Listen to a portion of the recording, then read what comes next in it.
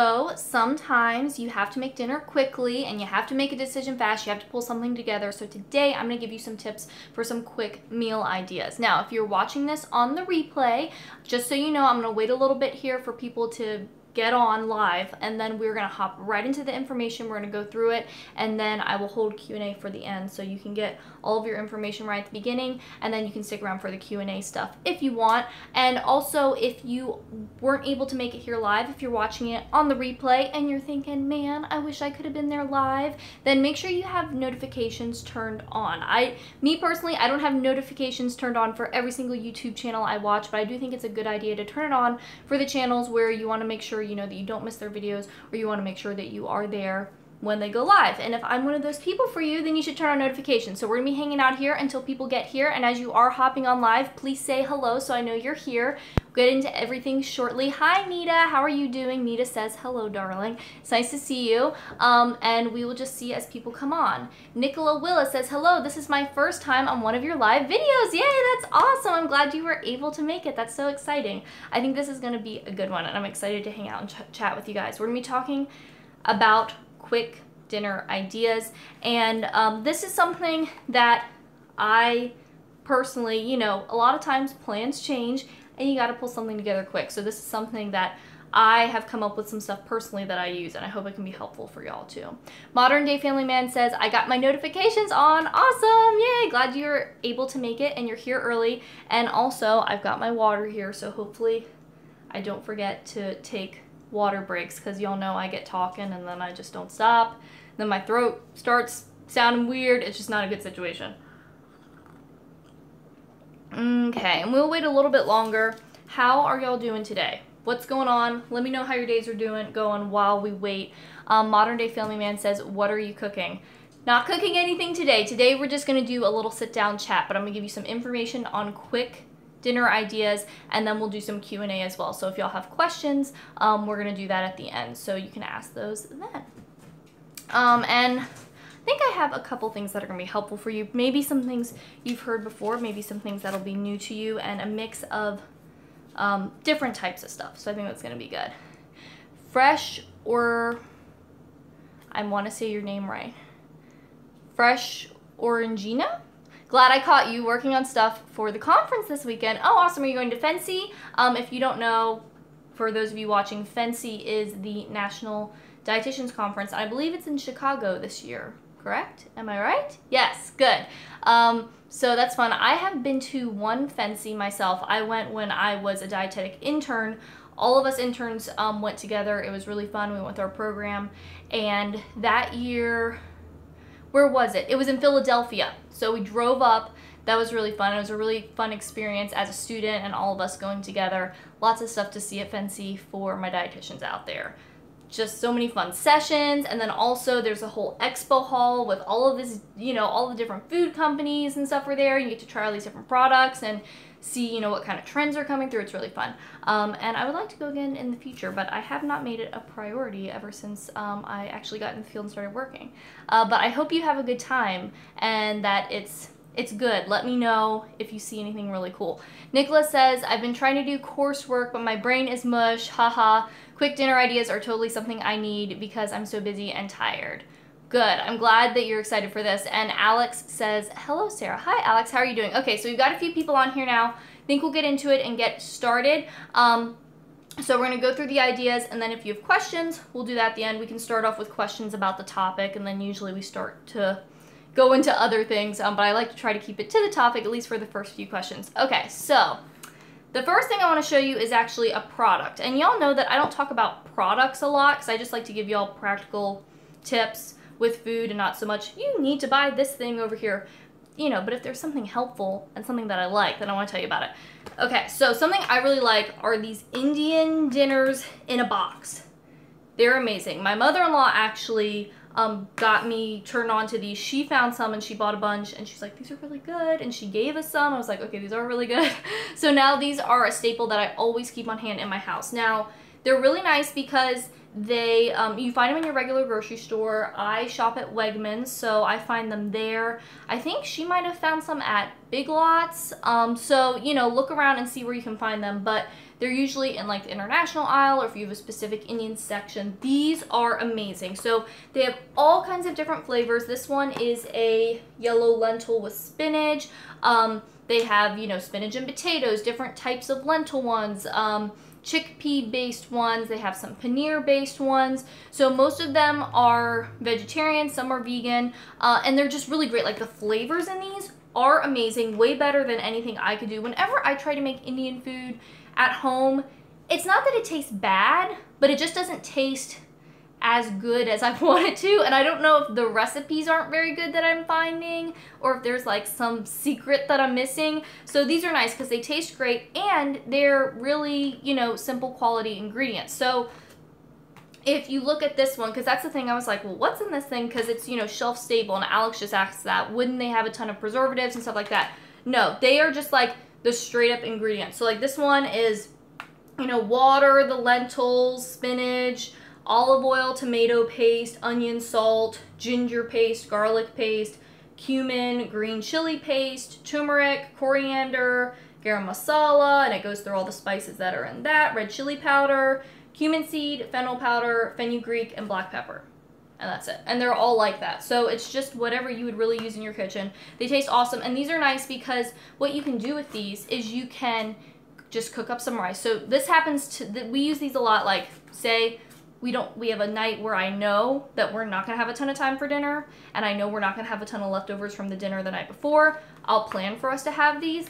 Other times, this becomes the option when it's like, oh, I actually spent a lot longer working on this thing than I expected, and then this thing happened, and now it's like late, and I haven't made dinner, and we're trying to figure this out. Then this is the backup plan. So just cook up some rice, and then you can eat one of these. One of these is about for one person if this is all you're having with some rice. If you're mixing this with some other things, then you could stretch it a little bit more, and they're like $2 at the store. So really, really good for a quick option that tastes good. And you know, you could also use these. I think it would be great if you wanted to use this kind of as a base, just to get those great flavors, and then, you know, even use this kind of as a starter for a meal, maybe on a night where you have a little more time, and you can throw in whatever veggies you want, or you could add in, you know, some meat or whatever and kind of, you know, jazz it up a little bit, or you can just have them as is. They're really good. So if you like Indian food, definitely recommend these because they are amazing. So good. Okay, so the next thing that I think is great for quick dinners is eggs. Eggs are one of my go-tos because they're something I always have. You know, I have a couple videos where I share 7 foods I always have on hand, and eggs is one of those because they'll keep for a while and they're just really easy and quick. And you have some options. You can do a quick, you know, veggie scramble, have a piece of toast. That's easy. You can make a frittata, which sounds fancy and hard, but it really isn't. It's basically just putting the eggs and the vegetables in a pan and then letting it cook like a little cake, basically. You know, it's basically like a crustless quiche. So it's a nice way to get a quick meal together. And the other thing about you doing eggs is you can throw in extra veggies you have. So if you have stuff that's going to go bad, or you're not sure what you want to do with it, just throw in whatever you have and it works. And then you can serve it, you know, if you have some leftover roasted potatoes, or if again you have some bread, you can do a piece of toast or something like that. And that works really well. Third thing I really like is canned tuna, or really any canned fish, sardines, salmon, whatever you like. Always a good thing to have in your cupboard, and it's great for a quick night. The 2 main things that I do with canned tuna is either do a salad with tuna as a protein on top, and again, whatever veggies I have. If I have, you know, some fruit, if I have some apples, chop that up, put that in there, make a quick dressing with some olive oil and some vinegar, because I always have those around. And it's just something that can come together really quickly. So having some greens, or, you know, you can always run by the store and pick up some greens, you know, a salad mix or something like that. You're good to go, and it's quick and easy. Another way I like to do tuna is just to make tuna salad. So, you know, put in some onion and some mayo, and put in, you know, some dill pickle or whatever, and do sandwiches. I think a lot of times we think that dinner has to be a hot thing, or it has to be something super complicated. Doing something like a tuna sandwich or any sort of sandwich can be a really good idea. It's totally fine. You can eat whatever you want to eat for dinner when you don't have a lot of time. I think a sandwich is a great idea. Another thing I really like is a snack plate. So this is good if you really don't have enough of any one thing to make it a substantial amount of food. Do a little snack plate. I do snack plates for snack all the time with, you know, like some fruit, some cheese, if I have pickles or olives or crackers or whatever, but you could do that on a larger scale. You know, take whatever random vegetables, if you have like some roasted vegetables left over from earlier in the week, put those on a plate. If you have some raw veggies that you could chop up, do that. If you have some hummus in the fridge, you know, toss that out there. Put some olives out there. If you have some grapes, something like that, or some dried fruit, you know, just kind of get all the little bits you have and do kind of this hodgepodge snack plate thing. And that's a good way, too, to clean out your fridge and work through some of that stuff that maybe there's just a little bit left and it's not quite enough for a meal. But if you put all those pieces together, you can come up with something and you can make it feel kind of like hors d'oeuvre and fancy when really it's just whatever scraps you have in your fridge put together on a big plate. So that's another good option. Something else you can do is doing some sort of toast. So I brought up the sandwich idea earlier, but I think doing like open-faced toast can be really good too. And you could do, again, a mixture. So you could do a little avocado toast. You could do a little peanut butter with some sliced banana. Those are two things I always have in my house, is peanut butter and bananas. So they're always available as an option. If you have some hummus, you could do a hummus toast. You could, you know, get some hot sauce out, or if you have some feta cheese or whatever, just taking the things that you have and make a bunch of little different toasts. And then if you wanted to, you could cut them up into like little squares and then have people pick what they want. And if you have some random veggies in the fridge, throw those out for a vegetable again. Just making that kind of like little snacky plate assortment thing, and just kind of using what you have on hand and making it work. Another thing I really like are rice bowls. Now this is, again, one where you're gonna need a few things, but if you don't have a lot of time, this is still a quick one you can make. And I actually have a live stream where I made the rice bowls live. So if you want to see how I do that, if you go back in my videos, you'll see that there. But rice bowls are great because you just cook up some rice, which is easy, just let it do its thing, and then roast up some vegetables. Whatever vegetables you have on hand. Roasting vegetables is one of the easiest ways to make vegetables, and it doesn't require a lot of effort from you. You gotta chop the stuff up, but like, you know, if you don't have a lot of time, everyone in the family needs to be in on this project then. Whoever is there, chop up some vegetables, throw them on the sheet pan, toss them with some olive oil, some salt. You can throw in other spices if you feel like it, but you don't have to. Get those bad boys in the oven, let them cook and do their thing, and then while the rice and the veggies are cooking, you have that free time. So if you're scrambling and you know, you don't have time and you're trying to get everything together, that's time where you can do the other stuff you need to do around the house. Dinner's cooking on its own, and then it comes out, you just assemble everything together. If you wanted to, if you had the manpower, or if you did have a little more time to cook up some meat to put in there, you could, but you don't have to. Open a can of beans and throw that in there, fry up an egg to put on top, whatever, you know. Again, it's kind of taking all those little pieces you have, and it's something that just kind of cooks itself. Once you get in the oven and let it do its thing, then you don't have to baby it, and you can get some other stuff done. And then another resource that I think is really good, this isn't a specific meal, but something that I think you should know about, is called the Meal Maker Machine. So this is something from the Dr. Yum project. So if you go to dryum.org, yum as in Y-U-M, like yummy, there's a thing there called the Meal Maker Machine, and it is awesome. Now, full disclosure, I do work with the Dr. Yum project. I help do some of the stuff for their website and teach some classes with them and stuff. But this tool is awesome, and the reason I work with them is because I think they're awesome, and I love being a part of the team over there. So what the Meal Maker Machine is it's kind of like this recipe shortcut. When you don't know what you're gonna make, you don't have a lot of time, or you have stuff in the fridge that you need to figure out how you're gonna use up, go on the Dr. Yum website, go to the Meal Maker Machine, and there are a few different options. You can pick, you know, stir fry or curry, or, you know, there's a couple different things. But if you're thinking of something quick, stir fry or curry would be a good option. And then you just go through, it kind of prompts you, what oil are you gonna use? It gives you some choices. You pick the one that you have or the one you wanna use. What kind of veggies do you want? What protein do you wanna use? You just go through, you know, real quick. It's mobile friendly, which is really nice. There's also an app, so if you want to use the app, you can just go and search in the App Store for iOS users and get it there.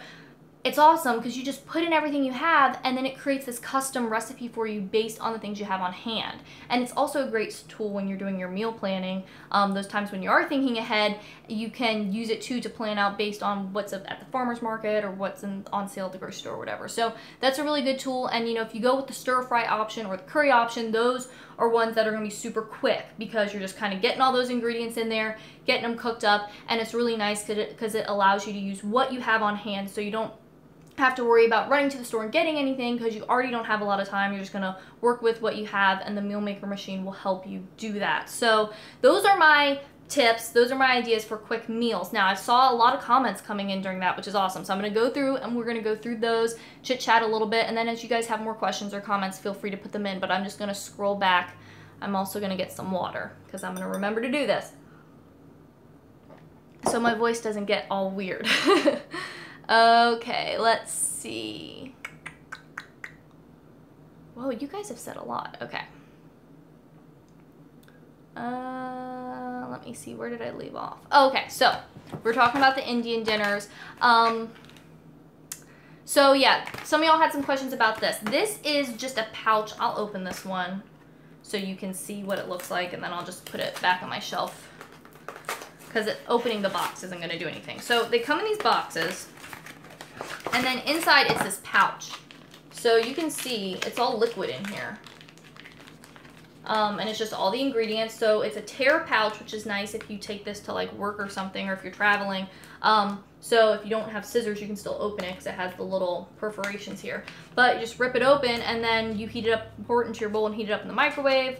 Or you could heat it up on the stove if you wanted to, but I always do it in the microwave, and then you can throw in your rice, or if you wanted to use it as the base of a meal, then you know you could put it in your pan with whatever else you're cooking. But yeah, they're liquid and they're just, you know, I guess it's just like canning. I mean, same thing with canning is you cook stuff under pressure at high temperature and it's shelf stable. So I'm not exactly sure of the process, but it's really cool and I think they're awesome. And like I said, there's a lot of different varieties. Fresh Orangina, which if I'm not saying your name right, let me know, says, Manjula's Kitchen on YouTube is great for recipes. She has an entire section on pulses. Interesting. I'll have to look that up. I always love finding, you know, good recipe sources, but I'm not familiar with that channel, so I have to look it up. Okay. Y'all are talking, God, y'all are having good conversations too. I love you guys. You guys are great. So for those of you who are watching on the replay and can't see the chat, just people talking about the different options. Let me put my hand over here so I'm not blocking the camera. As far as the Indian food, things like that. Nicholas says, I find microwavable rice really useful when I'm tired. That is not something that I have ever used, but I have heard that people like that. So another option to have. The one thing about rice is that I just get like the big 25-pound bags, and it does take some time to cook it, so if you don't have like the 30 minutes there, then it could, you know, kind of get in your way. But what I love about it is once you get it going, you know, you can just kind of leave it alone and it does its thing and you can do something else. Fresh Regina says, I've been doing a lot of mason jar salads for school, quick and grab. Yeah, that's good too. If you know, are doing prep ahead of time, those are nice to kind of have everything in one container. Nita asks, any food ideas that will help with insomnia? My sleep pattern is off, can't stay asleep or sleep during a normal time at night, which makes my day very long and tired. Okay, good question, Nita. Well, with sleep, there's just so many things that can affect it, so it's, you know, really hard. And just disclaimer for y'all on here, you know, any information we talk about in this live stream is obviously just for general information purposes only. It's not here to treat, cure, or diagnose any condition or to be a substitute for personal medical advice from a health professional or personal dietary advice from a dietitian. So, just putting that out there. But for sleep stuff, there's so many things that can be involved. So, it could be, you know, before we even get to the food, you know, what's your bed like? What's the temperature in your room like? Do you have comfortable sleeping clothes if you are wearing clothes when you are sleeping? Do you have a consistent sleep schedule? movement and physical activity can affect it. You know, sometimes when people are having trouble sleeping, they find if they get more consistent movement in their day, then that helps them to sleep better at night. Do you have anything stressful going on that could be keeping you up or keeping your brain working? As far as food goes, sometimes if people eat late at night, they find that that kind of makes it hard for them to fall asleep, so that could be something maybe for you. Or if you're eating foods that kind of, you know, upset your stomach or whatever, also not having a consistent like bedtime routine. I think it's really nice to have something to help wind you down, like especially because so many of us are on our phones all the time, looking at screens all the time. And I know for me, I just feel like I always like have a podcast playing or information coming in. So for me, I've been trying to do a better job of not having my phone be the last thing I look at night. I'm not always successful. It's still something I'm working on, but I've been trying to like have, you know, read more at night. I talked about this in a video last week about taking better care of ourselves. That's something I've been really trying to work on, is at night, putting the phone down, going through Instagram stories and Snapchat and whatever else, and then done, and then, you know, reading or something to kind of help with that. So that could be a thing. As far as food goes too, there isn't really anything specific other than, you know, making sure again that you're just getting that variety of foods, a nice mix of different things, that you're not, you know, restricting anything or, you know, limiting your access to certain foods. Those are the big things. So there isn't anything like food-wise that's like, oh, it's going to make you sleep. I know some people, you know, will do cherry juice because it's a natural source of melatonin. I don't really know if that has had any research as far as how effective it actually is. It's a popular thing that people talk about, but I don't have any personal experience with that working or not working. I don't know if there's any really good research around that, so that's more of like something that people say, but I don't really know if there's strong evidence for. So that could be another thing. And yeah, just having that routine might help, whether it's, you know, having a hot cup of tea. That could be another way that food comes in. If you have, you know, something like that that relaxes you at night, that could be another thing to try. You know, there are the herbal teas like sleepy time or calming tea or whatever. You could try some of those, because those, you just having like the hot beverage might help you kind of naturally unwind, and then also some of the herbs in there might help. So that could be another thing to try.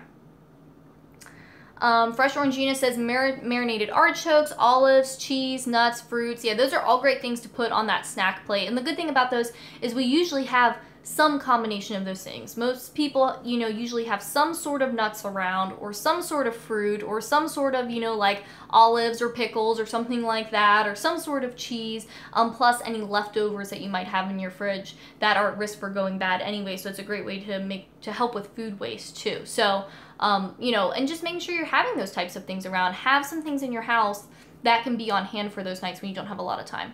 Modern Day Family Man says, I love toast with hummus or toast with Kite Hill cream cheese. Yeah, cream cheese, that could be another good one. Or Kite Hill if you want non-dairy, or if you have another non-dairy brand that you like. Nicola Willis says, roasted vegetables are so delicious. I agree. They're my favorite. One of my go-to, like the go-to way for cooking vegetables for me. It's easy and it just tastes so good. And it works for almost everything too, which is really nice. And I hope y'all don't mind. I mention this sometimes on the live streams when I scroll. The camera's kind of bouncing right now because I have it on this like gooseneck thing so I can adjust it. I hope that isn't too distracting, or I don't know if you can even tell. Alex says, I don't know about food, but a 30-minute or longer walk followed by a warm shower works great for me for insomnia. So yeah, again, bringing in the activity, taking like a warm bath or warm shower, that can be helpful, because that transition of your body from like warm temperature to then when you get out and cooling down, it kind of signals to your body it's time for bed. It kind of naturally makes you sleepy. So that's another thing that might work.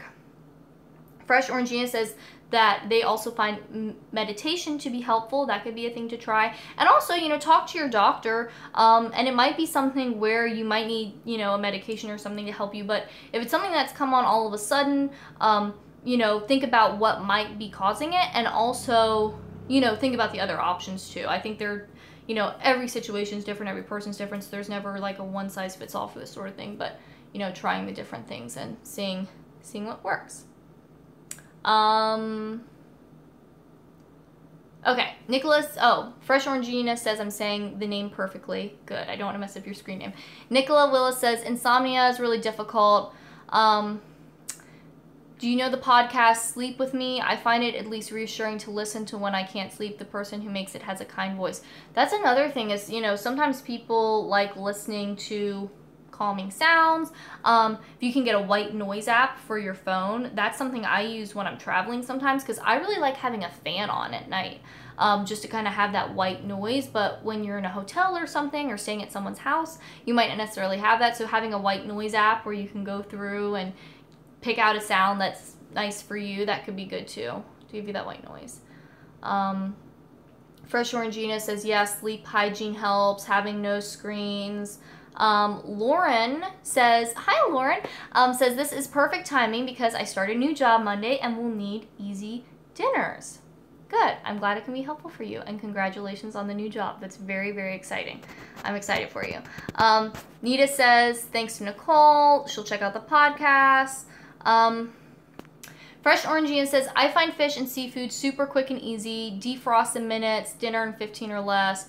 Feel a lot of it is having the right ingredients on hand. Takes a bit of thought and prep. Yes, that is really, really the big thing, is helping yourself ahead of time before you get in that crunch time. You know, when you're going to the grocery store, just making sure that you're replenishing or having on hand those items that are going to be there for you when you need something fast. Seafood is a great one. Canned seafood, frozen seafood, especially something like shrimp, because you're right, it does defrost really quickly. And then if you're doing like the stir fry thing, throw that in there and you have a really quick dinner, which is really nice. So just doing that little bit of thought ahead of time to have your house stocked, to have those things on hand. And like things like this, it can sit on your shelf, it doesn't matter. Canned food, frozen food, something like pickles or olives, you know, it's in a brine, it can sit in your fridge.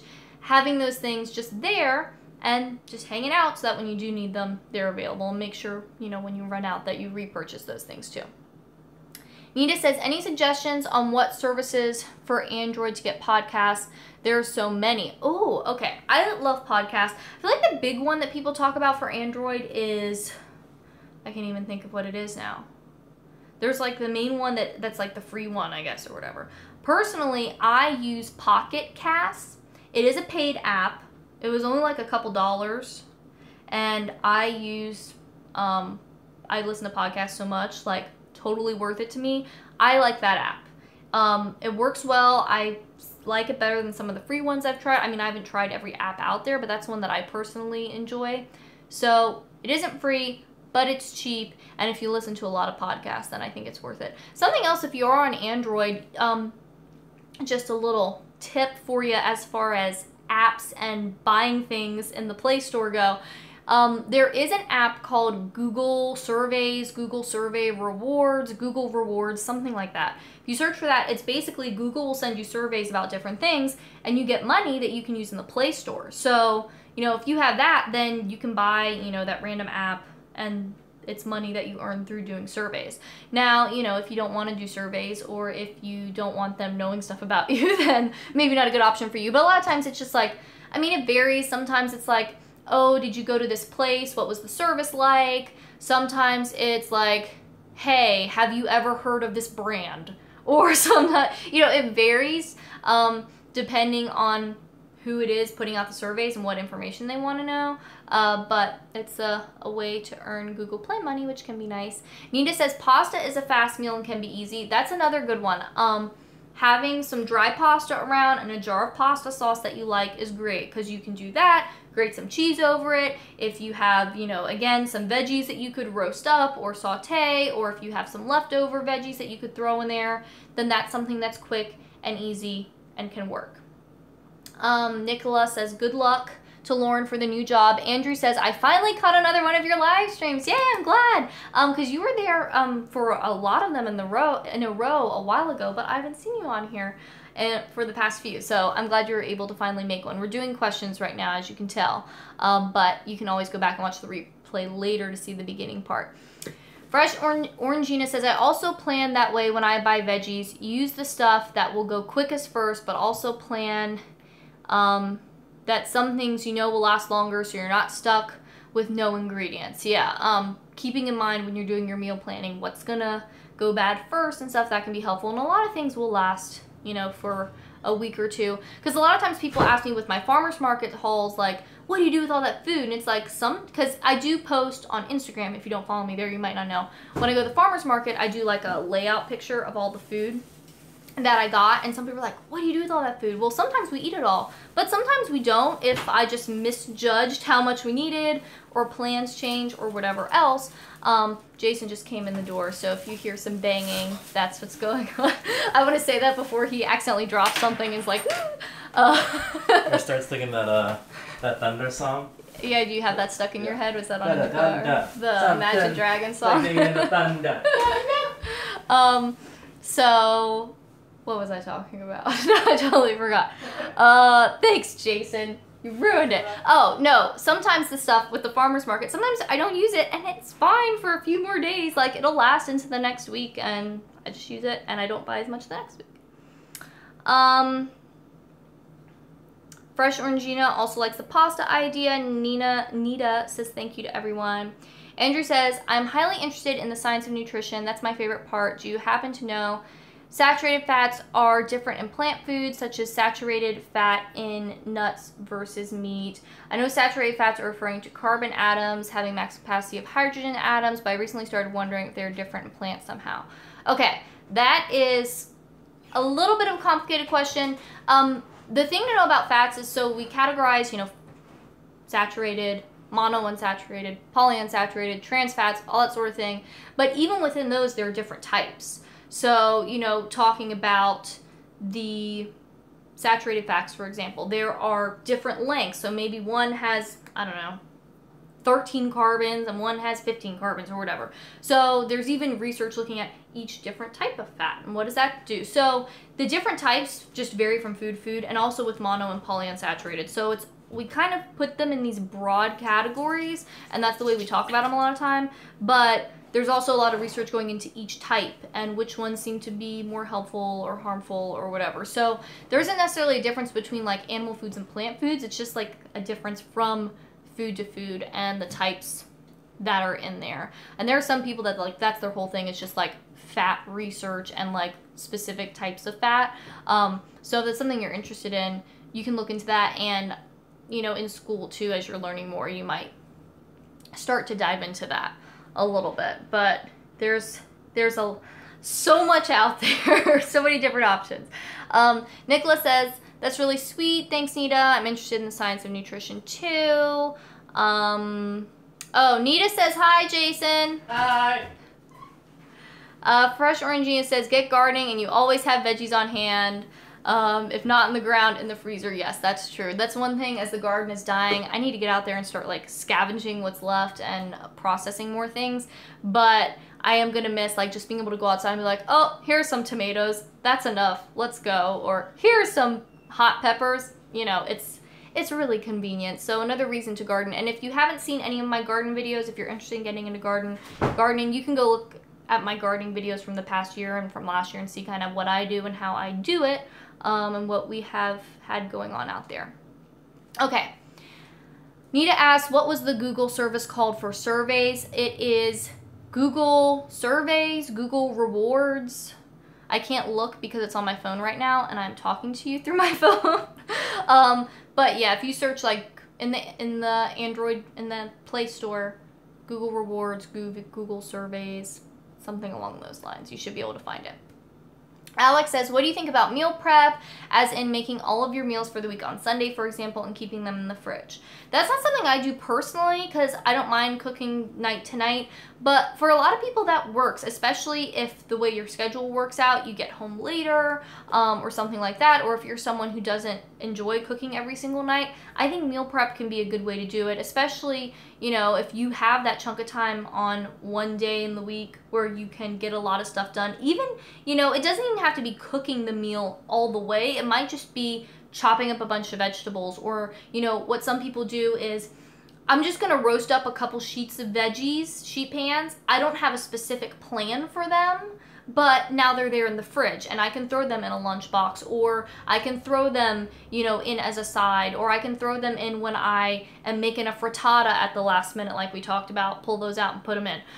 So that's another way you could kind of meal prep, is just having a few things made but not necessarily doing the whole meal. I think it's fine. The only thing you have to worry about is stuff going bad, so, you know, be aware of what you're cooking and how long it's going to last, because I wouldn't want you to get sick or to make a bunch of food and then be at the end of the week and be like, oh no, this is bad now and I can't eat it and I don't have anything.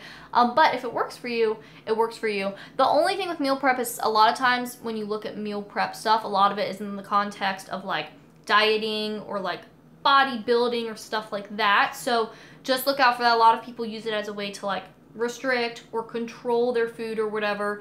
So you don't want to slip into that. But if it's like, yeah, I'm going to make a pot of soup on Sunday and we can have that later in the week, I think that's great. And also freezing stuff. You know, if you are making something like soup, why not make a double batch, freeze some of it, and then that's another quick meal you have. You know, we have some jars of soup in the freezer from just, you know, times where we've had extra or whatever, and those are down there. So if there's a time where I'm like, I don't know what we're doing, I don't have time, pull one of those out, let it thaw, and then, you know, that can work. So that's another way that you can kind of get ahead with some of this stuff for those times when you're in crunch mode.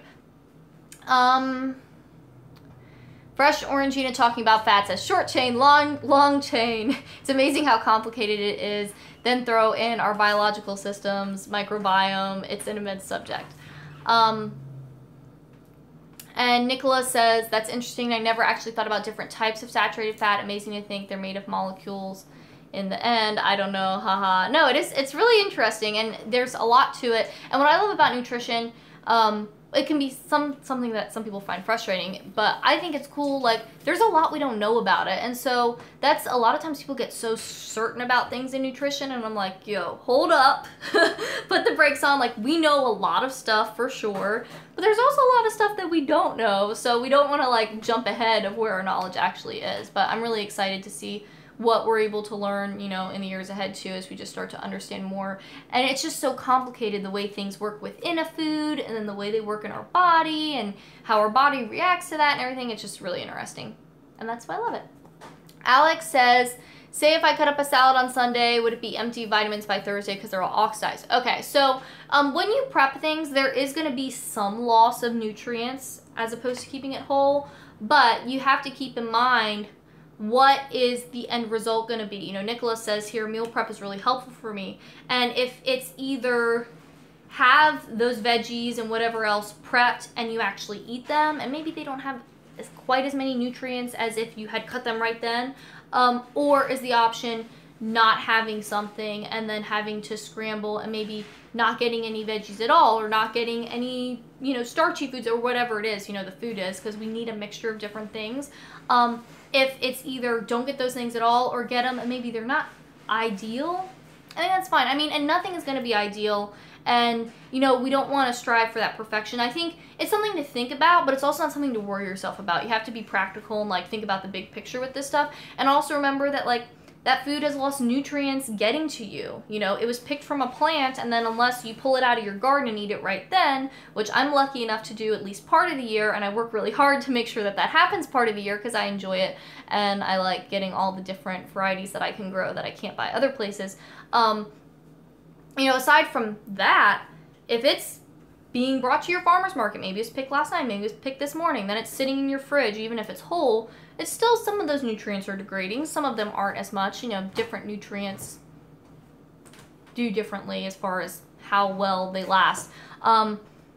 If it's getting put on a truck and shipped across the country or across the world, so it's already losing stuff in the process. So, you know, those couple days of it sitting cut up, like, yeah, it might lose a little bit, but it's not that big of a deal, and you have to think about what's going to be the alternative for you. If the alternative is you don't get those foods at all, then it's better to prep them ahead of time, and that's where it really comes into your life and your lifestyle and what is going to work for you so that stuff actually happens and you can eat the food you like and feel good and not be more stressed out than life might already be making you. So, Andrew asks, do you happen to have any suggestions to make morning coffee tasty without creamers? I love coffee in the morning, but so bad for having 90% creamer and 10% coffee. Well, the way I make my coffee, which if y'all have seen some of my What I Eat in a Day videos, then, you know, that's kind of the way I do it all the time is the way I've shown you in those is I do a little bit of maple syrup, because that's what I like for sweetener, and some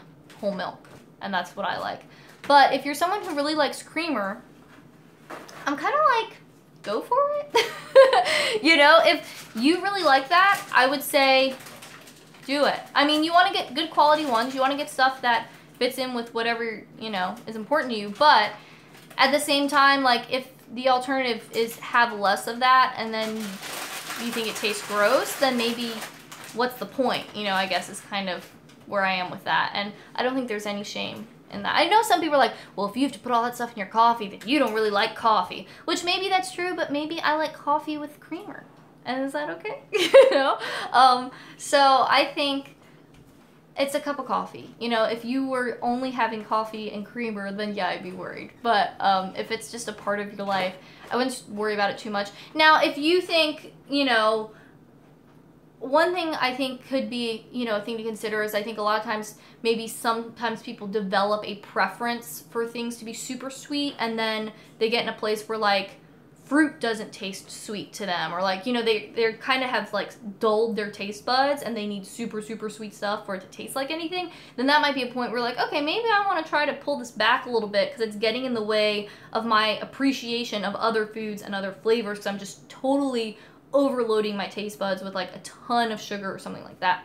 Then you might want to pull it back a little bit. So you might play around with the amounts, but I don't think it's something to stress about. And you could try different things. So if you wanted to do, you know, try the maple syrup with the milk or some cream or half and half or something like that. Or you could try some non-dairy options, you know, like a vanilla almond milk or something, which I talked about that. Well, not that specifically, but I did do a milk video here recently. So where I talked about the different types. So that could be something you play with. But I say play around with it and try different things. But also, I don't know if it's that big of a deal. Fresh Orangina says, it's awesome that you garden. So it started me getting into the profession in food tech. The more I learn about the important symbiotic relationship with our bacteria, the more fascinated I am. Yeah, I think the garden is really cool, and I love seeing all the little different, I don't know, just the worms in the soil doing their job, and, like, all the different insects, even the insects that make me kind of irritated, like the squash bugs when they kill all of my squash, you know, just seeing all those different relationships and all those little communities, I think is really cool, and how it all works together. Nita asks, is canning safe? So if you mean canning yourself, like canning your own food, yes, absolutely, you just have to do it the right way. You want to follow, you know, tested recipes. You can't just make up a canning recipe, because you got to make sure that everything's right so that things will be preserved and you won't grow stuff that's going to make you sick, or the food doesn't go bad. But you know, if you do a water bath canner, that's kind of the easiest way to get started. That's all I really have experience with. I do have a pressure canner, but I haven't gotten into using it yet. It's there, but I do find it a little intimidating, I'm not gonna lie, and I just need to sit down and read the instructions and get into it. But with water bath canning, that you can do with anything that's acidic. So things like pickles, because they have vinegar in them, those can be done in a water bath canner. Tomatoes, you can can tomatoes in a water bath canner. Things like beans, you need a pressure canner for. So it's just following the instructions, really, and making sure that things are sterilized, things are clean, all that kind of stuff. But if you go through those steps, then absolutely, and it can be a great way to preserve food if you garden yourself, or if there's a lot of stuff at the store, or if a neighbor gardens, or at your farmer's market, or whatever, to be able to preserve that food and have it for later. Alex says you could add some sweeteners to coffee, like stevia or honey, use skim milk. Yeah, I say play around with stuff. I've never done honey in coffee, but I don't see why that wouldn't work if you like honey. And like I said, I tend to do maple syrup. So I say, you know, try different combinations. Eagle Eye says, hi, I feel quite ill today and have a thermometer. And a thermometer says, I don't have a temperature, but I feel so hot. Should I take medicine options? Well, I would say if you have someone around you who's taking care of you, ask them, because they probably have a better idea of how you're doing than I do, because they can actually see you. But you might want to go to the doctor or like an urgent care type place if you have that around, if you feel like you're not doing well and there isn't anyone there who can help you figure it out. I mean, because the other thing is maybe your thermometer's broken. Like, that could be a thing. Also, you might just feel hot and you might not have a temperature. That could also be a thing. But, you know, when in doubt, call someone who can assess you in person and see how you're doing. Andrew says, oh, I have another question, Sarah. What do you believe made you stand out during your dietetic internship application? I begin my application just a couple months. It's hard to say. You know, when I look back at my program, there were definitely, like, just thinking about all of us in general, like, there were definitely people in there who were like oh, they're definitely going to get an internship type of person. Like, no way they wouldn't. And they didn't. So I don't know, which is not very encouraging to say, but I just want to let you know that I don't know that I did anything that was like, wow, I was really great. I mean, I think I did some things that helped, but just through this whole process, like, don't put too much weight on it or like your value in it, because it's very stressful. And you're all in it together, and so it's kind of like you're just with all these people who are also stressed out about this thing. So as much as you can, try to, you know, give yourself some grace with the whole thing. And anyone else who's been through the process, because I know we have some RDs on here, you know, you can share any tips that you have for Andrew. But for me, which some of this stuff isn't stuff that you can really go back and do now, I think was having consistent experience. So it's great if someone does volunteer here for a day, volunteer there for a day. But I tried to do those things, but also do things that were more consistent. So I got a job working at the school food service, and I did that for a year. That was not my favorite thing, so I did not continue doing that. But I did do that for a year. It was, you know, one of those things that, looking back, it was a good experience, but I also didn't enjoy a lot of it, which maybe was good in a way. So I think that was good. Another consistent experience I had is like starting, I guess, my sophomore year, I want to say, maybe my junior year, I started volunteering at the farmer's market. I think probably my sophomore year. I did that like every weekend. And I would just go, they had like a sign-up sheet for volunteers. I didn't do that. I was just like, I'm just going to come every weekend when I'm here, you know, and just hang out. So I would help the people who were volunteering. I would go around and help the vendors. And I was just there, and it was something I did every weekend. And so it showed that I was into something. I was doing it consistently. And also the market manager was one of the people who ended up giving me a reference letter, which was great because she was someone who had been around me a lot. So she was really able to, you know, speak to me and, you know, my personality and my character and that sort of thing and my work ethic, because she'd had so much time with me. I think another thing that grades are important. Having different leadership experience. I was on my student dietetics board for my junior and senior year. Yeah, I did. So I did that for 2 years, and I was involved with the Dietetic Association in college all the way through.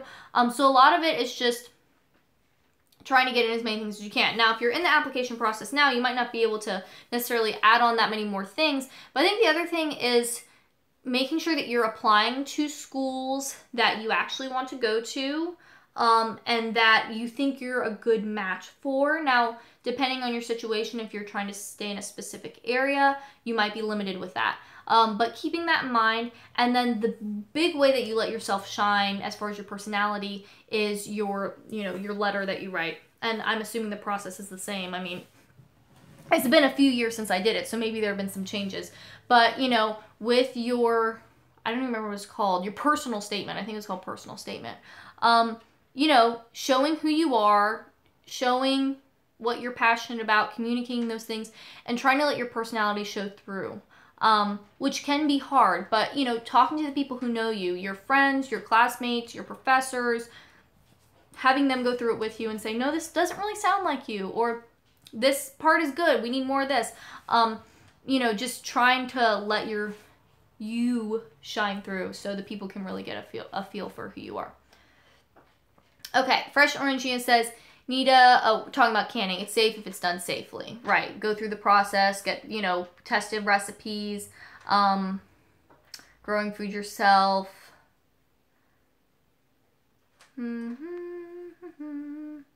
Okay, people are talking about canning. So,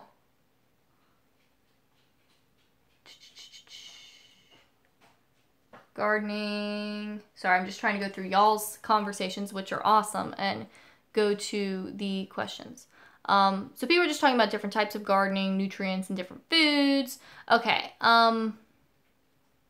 Bob and Brady says, hey Sarah, I was wondering, would you have any suggestions on losing weight faster, perhaps less than a week, how much exercise I should be doing?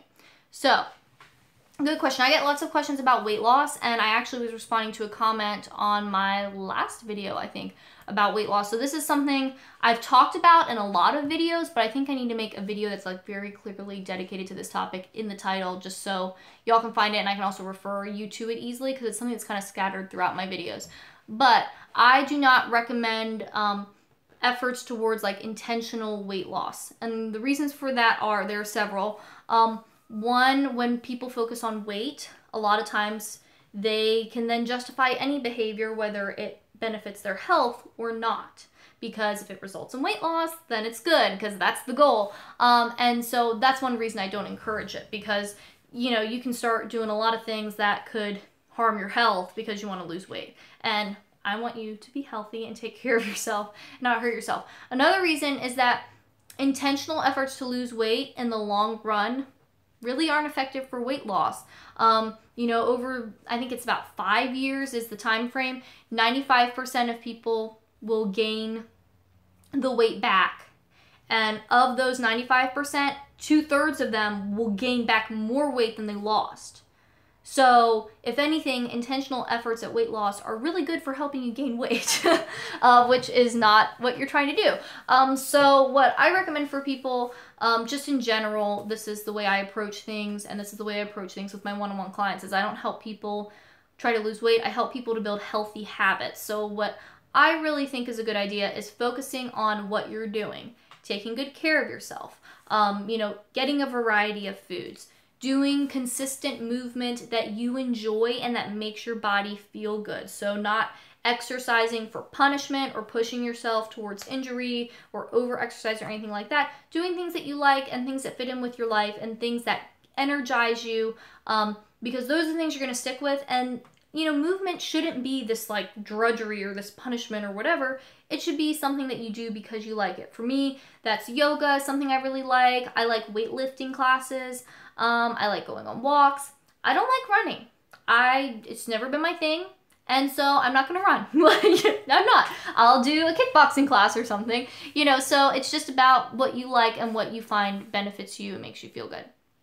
And also just understanding that we're all shaped differently. We come in different shapes and sizes. We definitely have a culture that celebrates thinness and puts like one specific body type or maybe a couple body types as the ones that we should all strive to achieve, when that's not realistic, because we're not all shaped that way. We're all shaped differently. And so what I think is good is taking care of ourselves, giving our body things it needs, and letting our weight settle at its natural place where it wants to be for our body. When we're doing all those things, when we're getting, you know, good sleep and managing our stress and having good relationships and nurturing those relationships, and just looking more at the big picture, the whole picture, not focusing on weight. Now, with that said, I don't want to, you know, like, make you feel bad that you have weight concerns, because it totally makes sense that a lot of us would have weight concerns when we live in a society that makes weight the focus of everything. There's a lot of pressure to be thinner, and you know, a lot of people judge us based on our appearance, and there's all these dieting messages and things like that coming, and I feel those things too.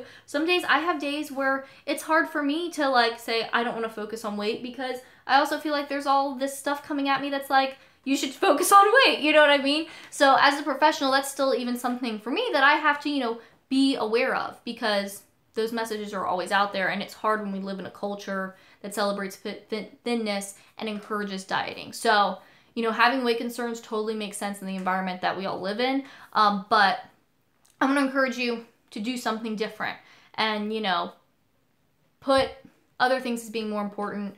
Maybe your health being one of those, maybe enjoyment of your life being one of those, because also dieting and stuff can take a lot of the joy out of your life and take up a lot of your time that you could be spending on other things. Nicola says, I better go to bed. Good night, everyone. And good night, Sarah. Good night, Nicola. You might be gone already by the time I've gotten to you. Alicia Hip, what are your thoughts on veganism? Okay, this is something that I have talked about a little bit before.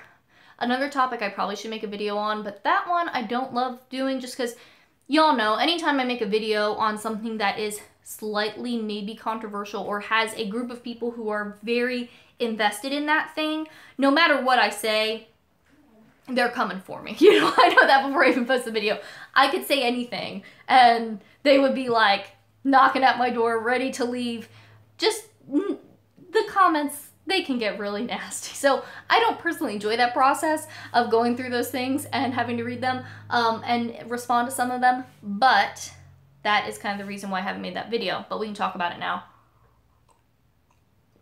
Because if you're that dedicated to go through all of my videos and then get to this point in this random live stream where it's not in the title, okay, we can go with that. You know, if someone's here to like fight me on the vegan issue.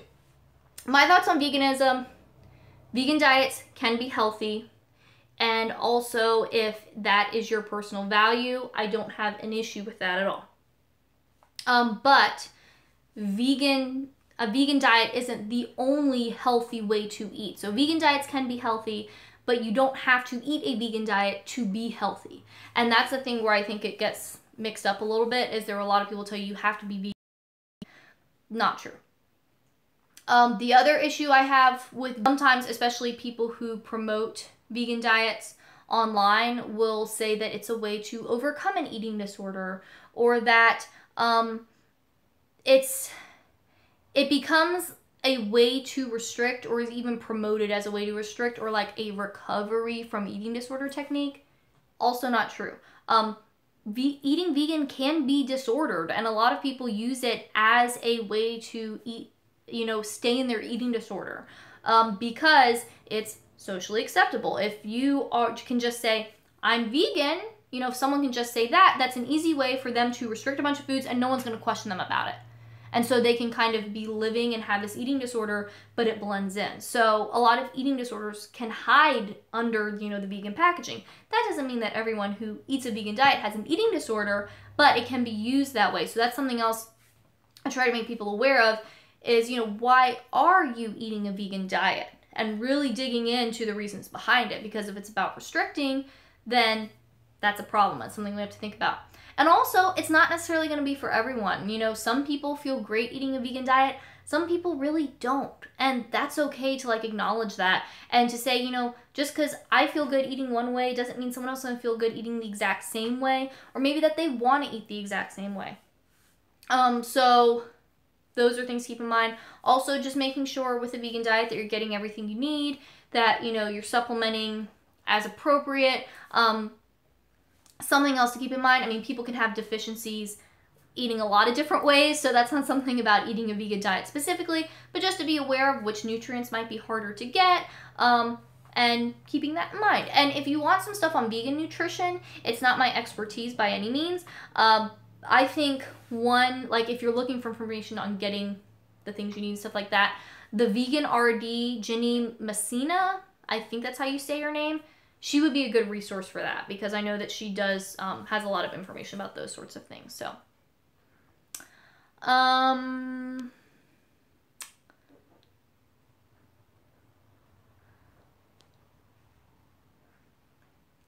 Fresh Orangina says, yes, dieting makes you gain. Totally agree. It took a long time to figure that out. Alex says, I'm actually in the process of gaining back weight I lost because being skinny didn't really improve my life the way I thought it would. I mean, not intentionally, of course, but I keep binging on junk food because I no longer have a goal that's driving me, so it's hard to keep caring about how my body looks. Yeah, a good book about this sort of stuff, like not dieting and finding a different way, is the book Intuitive Eating. It's by Evelyn Tribole and Elise Retch. They are two dietitians, and that is a great, great book if you kind of want to get into this stuff. Obviously, you can go deeper. There's lots of books on this stuff. You can work with someone one-on-one, a dietitian like myself, or another non-diet dietitian, if you want to go deeper. But I think that's a really good place to go. Also, there are podcasts out there. Body Kindness is a podcast by Rebecca Scritchfield. She's an RD. Food Psych is one by Chrissy Harrison. She is a dietitian as well that talks about this stuff. So there are And there are others too. There are different options out there too, depending on which personality you like. You know, I'm here. I've got my videos, so you guys know that. But you can try out some other podcasts and things too, and see if there's other people that you enjoy listening to, or you know, find their information helpful. Those are two that I know of that are helpful for some people. So those are some places to get started with that. And that's a good point too, Alex, about, you know, being skinny didn't really improve my life the way I thought it would. That's one thing that I find really frustrating about a lot of like dieting messages and stuff, is it's like, lose weight or look this certain way and then you'll be happy. It's like, that's not how that works. And so you have all of these people who are putting their life on hold, not, you know, doing the things they want to do, not enjoying their life, not having fun, or feeling like their life is incomplete or they can't be happy until they reach this goal. So they're putting their life on hold. And then you also have people who reach the goal or whatever, and they get there and they realize, oh wait, like, this didn't change anything about my life. Like, maybe it might change a little bit. Like, if people were rude to you or whatever based on your appearance before, maybe they're less so now. But people can be rude no matter what you look like. But as far as like, that's not gonna help a money situation, or like, that's not going to make you, I don't know, do the hobbies that you love or whatever, or fix your relationships or whatever, you know, other thing. Life is still happening. And so then a lot of people get there and they're like, oh, this didn't fix everything, you know? And so it's really discouraging because they're being sold this false promise that if you're skinny, you'll be happy, you know, and that's just not how it works. And you can be happy no matter what. You don't have to look a certain way. You can go after your happiness right now and do the things you enjoy right now. And that isn't determined by your shape or your size or your weight or your appearance. Fresh Orangina says, vegan diets can also be really unhealthy. I feel the best mostly on pescatarian diet. Yeah, and that's the thing, you know, vegan doesn't automatically equal healthy either, which I think is another misconception that people have. Okay, so it looks like we have gotten through the questions y'all have so far, and we are at an hour here. So if you have anything else, I'm going to get some water and give you a little bit of time. If you have anything else you want to ask, you can put it in the comments now. Whew, the time flies when I'm hanging out with you guys in these live streams. I'm always surprised at how fast it goes. Alex says, thanks, that helped. I'm glad that you found that helpful.